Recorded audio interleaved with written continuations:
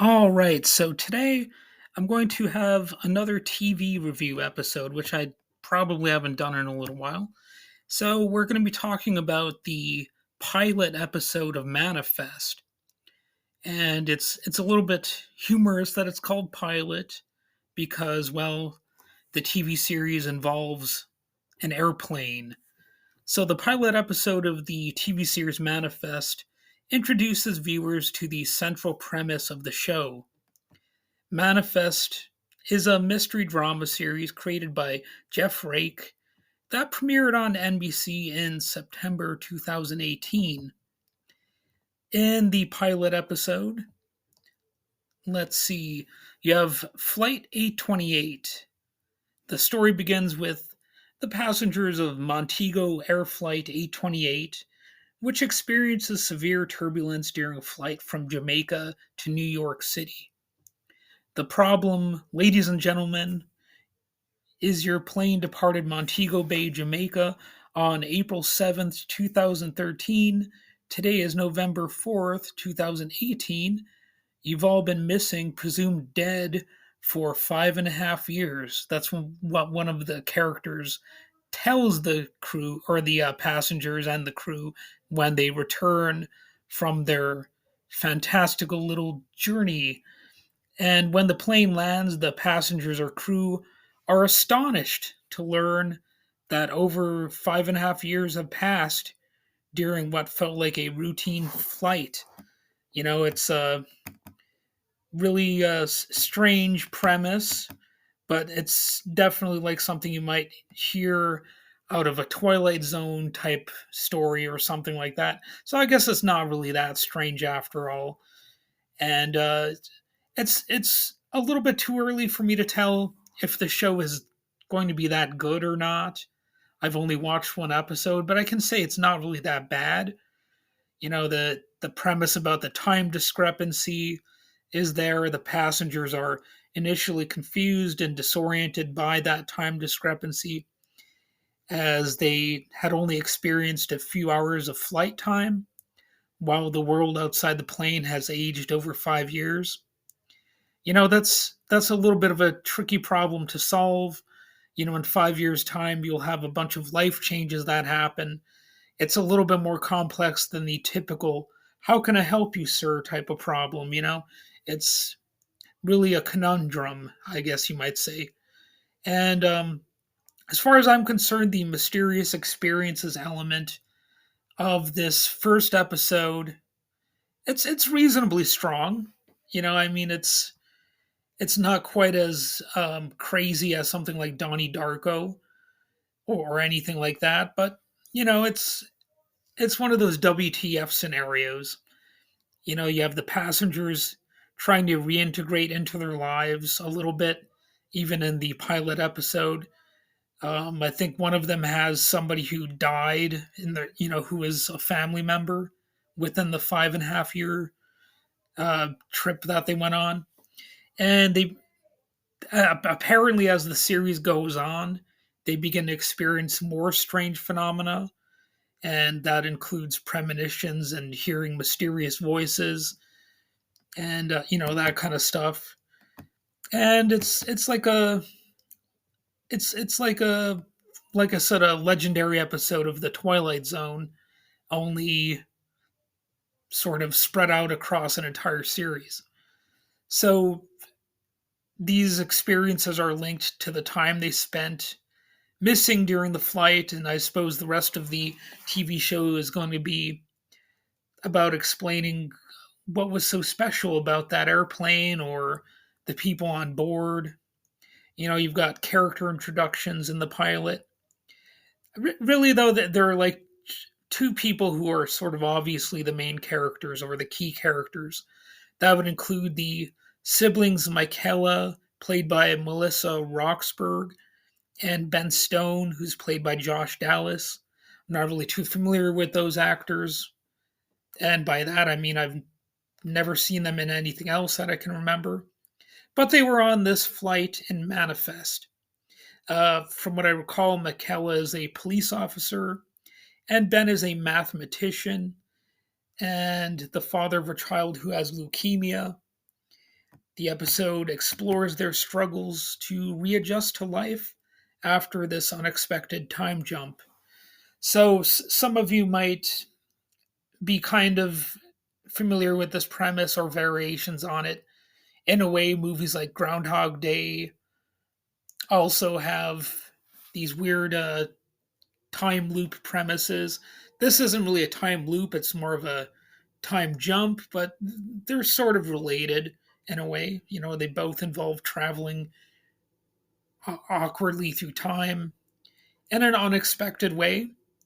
So, you know, throughout this episode, viewers are introduced to various mysteries surrounding Flight 828, including, the inexplicable disappearance and return of the plane, as well as you already get hints that there's some supernatural experiences of the passengers. And you have to wonder, in a way, were they somehow like resurrected? What happened on the flight? Did they perhaps die or something like that? And this is like some sort of spiritual thing or whatever. I think there are some hints at sort of a religious type of angle to the show, which I'm not necessarily crazy about, but nevertheless, that's how some things are written. And the episode, it lays the groundwork for subsequent episodes to delve deeper into the mysteries surrounding the passengers. And it's something I could really get more into. I mean, I could discuss the cast a little bit more, but that's what IMDb is for, or Wikipedia. I'm going to be lazy about that. If you want to look at those details, you can open up those pages at any time. And I'm sure the series might have occasional guest stars or something. I guess it lasted for at least 4 seasons, I guess. There are production details that are probably interesting that I have not learned yet because I'm just pretty new to this show.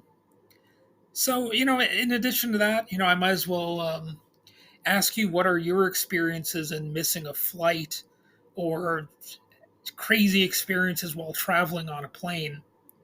I've only traveled on a plane, I think, 2 times in my entire life, and that was when I was in a summer youth program and we took a trip down to Florida. I think I think we spent too much time at Disneyland while there. I didn't really care too much for Florida. It was way too humid or muggy, and even though we spent like probably 3 days at Disney World, I don't think I ever got to see that damn rat, Mickey. You know what I mean? So it's not like I'm even a big fan of Mickey Mouse, but I never got to see him. But anyway, one little interesting thing about that trip, when we were in the airplane, we saw what looked like an oil spill down in the water below. And the odd thing is, I don't recall any press coverage of that at the time. So all these years later, I wonder if, like, did they bury that story? Were we maybe hallucinating? Could it have been a spooky premonition or something like that? I mean, that it's like something out of the X Files, really, in retrospect, because I don't recall ever hearing anything about that. I don't remember any news stories about it. But sure enough, it looked like an oil spill or something like that down in the water. And maybe it was something else, I don't know, but it was pretty glaringly noticeable. So that was one of my only experiences with air travel, was potentially seeing a disaster that nobody ever seemed to talk about in the news. So I don't have any direct experiences with missing a flight, but I have heard about some common experiences of people who have missed their flights, and I think one of the worst ones would be if you miss a flight that's coming home from a cruise. Perhaps you could, you could have a lot of consequences, both practical and financial. There could be actual financial losses depending on the terms of your ticket and any insurance you may have. Missing your flight could result in significant problems for you. You may lose the value of your airfare. And if you need to book a new flight, it could be more expensive, especially if it's a last minute booking. So I could see that being frustrating. So if you've got any stories like that, feel free to tell me about them on social media or whatever. You'll probably have some additional expenses if you miss your flight. You'll likely need to cover additional expenses like, meals, transportation, any additional accommodations, and maybe some fees for rebooking your travel arrangements, whatever they were. And I'm sure those costs can add up quickly, especially if you need to stay at a hotel overnight while waiting for the next available flight. And maybe how expensive that is will depend on you know how well the airline will accommodate you. I know that they accommodate the crew on board as a pretty natural way of doing the job, right? But if you're a passenger, maybe you're going to be SOL. So another question is, if an airline flight is delayed overnight, does the airline have to pay for the passengers' hotel stays? I'm sure that's happened to some people out there. And, if you've got a story about that, go ahead and tell me on the socials. And, you can track me down on those if you're so inclined. I would guess that depends on various factors like the reason for the delay and the airline specific policies. I actually did a little bit of research. I've got some notes here. According to USA Today, they say that if American Airlines cancels a flight for controllable reasons, it's committed to rebooking passengers on the same or another airline at no additional cost, providing a meal or a meal voucher when the cancellation results in a passenger waiting for 3 hours or more for a new flight, providing complimentary hotel accommodations for any passenger affected by an overnight cancellation, and providing complimentary ground transportation to and from a hotel for any passenger affected by an overnight cancellation. So that's according to the USA Today. I trust that they're not lying. I've never really had that kind of problem because I rarely ever travel. But from what I understand, this is often referred to as involuntary denied boarding compensation or passenger rights, and is regulated by various aviation authorities in different regions. At the same time, if the delay is due to extraordinary circumstances beyond the airline's control, such as severe weather, air traffic control restrictions, or security concerns, the airline may not be obligated to provide accommodations. These situations are often referred to as force majeure events, and airlines typically include clauses in their contracts of carriage or terms and conditions stating that they are not liable for such circumstances.